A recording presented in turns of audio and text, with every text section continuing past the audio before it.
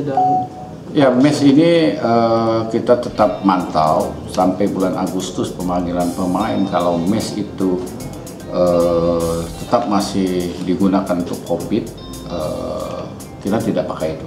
Tapi kalau Agustus dinyatakan bahwa Wisma Atlet tidak lagi untuk kawan-kawan PDP atau ODP di sana, ya kita ke sana gitu.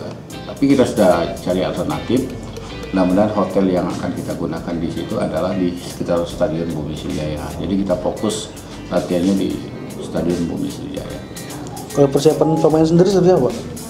Kalau persiapan pemain saya kurang tahu lah. Nanti pemain itu begitu mendarat di Palembang kita akan mengadakan tes fisik, lihat perkembangan sejauh mana dan tentu akan mencapai titik performanya itu di bulan Oktober itu yang akan kita lihat pelatih fisik meramunya supaya pemain kembali seperti semula. Butuh pemain baru, Pak?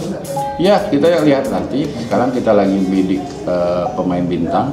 Pemain bintang itu pernah membela timnas dan tentu dia masih berumur lah, yang maksudnya masih bisa bermain bola, fisik masih bagus dan lain-lain. Tapi saya belum bisa ngasih nama karena kita masih dalam tahap negosiasi. Apakah ada tes kesehatan pada pemain nantinya? Kalau tes kesehatan paling soal rapid test dengan swab lah kali ya. Tapi kalau untuk secara umum tidak kita lakukan dengan pemain. Kalau melihat kekuatan grup yang beredar sekarang ini, walaupun mungkin belum seperti apa Bang lihatnya?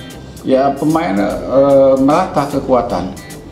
Kita lihat PSMS Medan bagus permainannya, PSPS Pekanbaru bagus, Semen Padang ya memang langganan kita di sama-sama di Liga 1 dan tentu kekuatan merata dan kita tidak boleh memandang remeh setiap lawan. Peluang itu gimana Pak? Peluang masih ada, tetap masih ada. Pemain kita pemain kualitas, pemain muda yang berbakat, ditambah nanti ada pemain bintang, mudah-mudahan tetap kita target lolos Liga 1. Kalau nilai kontrak seperti apa Pak nanti Pak? Karena COVID juga ini 60%. Ya, kalau kontrak sudah disepakati, kita bayar maksimal gaji pemain 60%. Pak, terkait tidak adanya degradasi Pak, apakah bikin tidak greget atau gimana? Kalau kita kemarin komit, kalau tidak ada degradasi dan promosi, kita ada diakut. Tapi kan sini ada promosinya. Jadi kita lihat promosinya saja. Degradasi nanti kita tidak lihat, tetapi kan schedule dari PSSI normal kembali ini di tahun 2022. Pak, mengenai wacana penggunaan pemain muda U20? Ya, kita setuju lah pemain itu. Kalau ada regulasinya, pasti kita sambut gembira.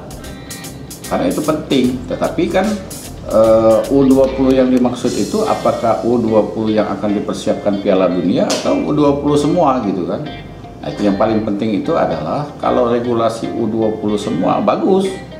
Itu betul, misalnya setiap tim 90 menit itu harus mengeluarkan pemain U20, ya setuju kita.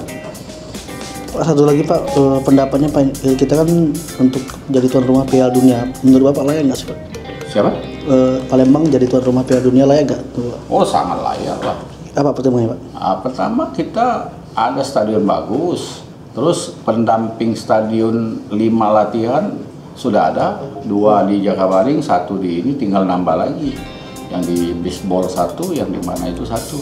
Tentu itu sudah jadi syarat. Kenapa Jakabaring ini? Karena komitmen Pak Gubernur Pak Herman Deru jelas di situ. Begitu kita tunjuk, kita kerahkan kemampuan kita untuk mewujudkan stadion Jakabaring itu bagus dan tentu stadion latihannya juga berstandar internasional sehingga kita ditunjuk. Jadi artinya komitmen Pak Gubernur itu yang dilihat orang. Pengaruhnya seperti apa Pak untuk sepak bola kita? Oh banyak lah pengaruhnya. Piala Dunia ini kan hampir berapa ribu manusia yang akan nonton di sini kan, terutama fans dari berbagai negara gitu kan. Pak, terkait manajer Persija tadi bagaimana? Hah? Terkait manajer Persija tadi. Apa nih? Manajer. Jabatan itu Manajer lelang apa?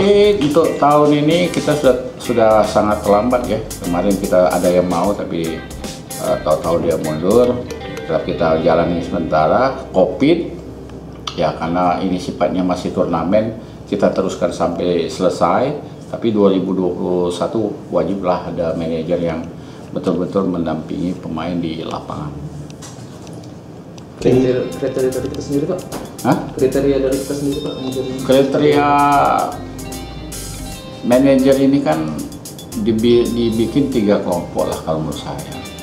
Ada manajer yang memang betul-betul mempunyai finansial, tapi itu tidak cukup juga menjadi manajer. Tapi itu salah satu. Yang kedua, manajer yang betul-betul dia mengerti tentang sepak bola. Ya, begini bisa jadi pelatih, bisa jadi mantan pemain gitu kan. Nah, yang ketiga itu adalah manajer yang betul-betul dia bisa mendampingi tim masalah pemain dan yang lain-lain, sehingga dia setiap apapun itu bisa memberikan solusi di lapangan. 3 itu nanti kita dari 3 itu siapa yang masuk, tapi bukan 3 itu harus ada semua, tidak, salah satu aja kita bisa terima. Bahkan ada lelang jabatan ini. Lelang jabatan kalau kita nurut ASN bisa juga lah kalau mau itu ya. Apa harus ada lisensi, harus ada rekeningnya, harus apa, nanti kita lihat nanti. Oke,